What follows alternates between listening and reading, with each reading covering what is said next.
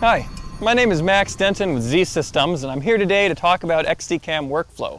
The XDCAM EX workflow makes it easy to ingest your footage in the suite and on the go.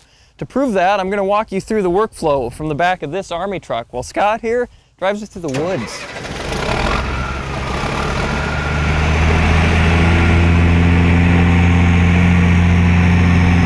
There's only two pieces of software you're going to need to get started with your XDCAM EX workflow.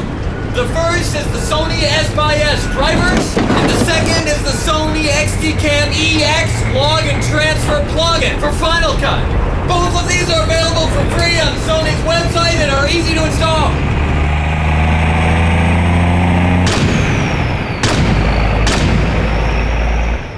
Once you have the software installed, it allows you to hook the card in, be it a Sony card reader directly through the camera, or using the S drive that the new MacBook Pro 17s have, which in this situation would probably make a lot more sense.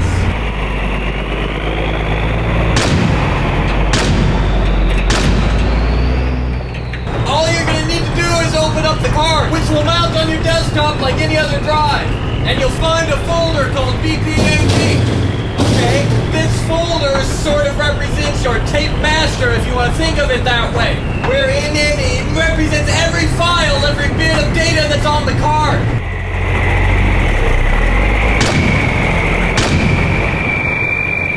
As soon as the card's plugged into the system, start backing this folder up to external drives like these.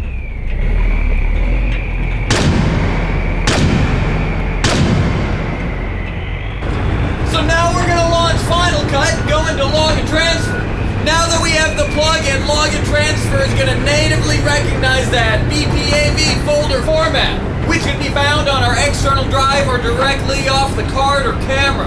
So I'm going to go into File, Log and Transfer.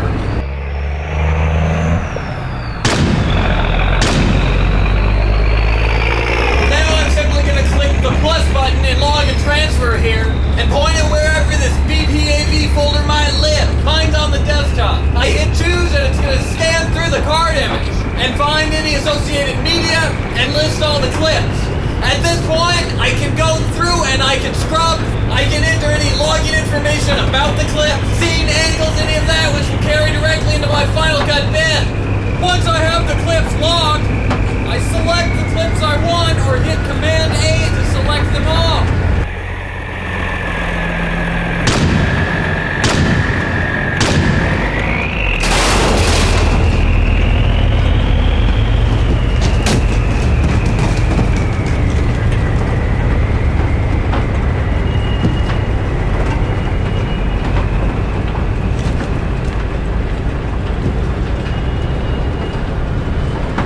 Once you've selected your clips and entered any of your logging information, you're simply able to hit this Add Selection to Queue button. You can do this to one clip or you can do this to many.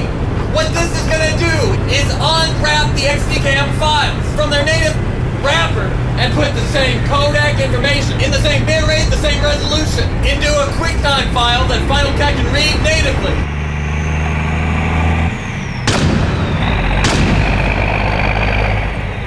At this point, I have the clips available to me in my Final Cut bin. The files themselves once again exist as QuickTimes in my Capture Scratch, and I'm able to drop these to a sequence and start editing.